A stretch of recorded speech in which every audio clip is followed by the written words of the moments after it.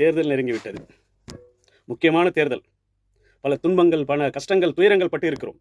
இந்த பாசிச பாஜக அரசால் என்னெல்லாம் துன்பங்கள்.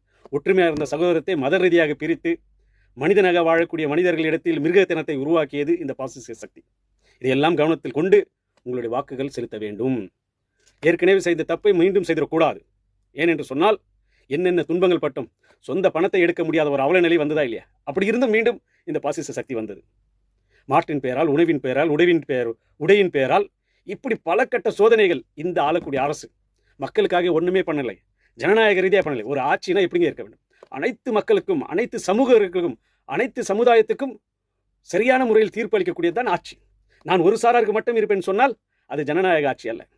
தமிழகத்தில் மாநிலத்தில் உரிமைகள் பறிக்கப்பட்டது, இஸ்லாமியர்கள் உரிமைகள் பறிக்கப்பட்டது. ஹிஜாப் அணியாதே, மாட்டு இறைச்சி சாப்பிடாதே, தொப்பி போடாதே, பள்ளிவாசலில் வணக்கம்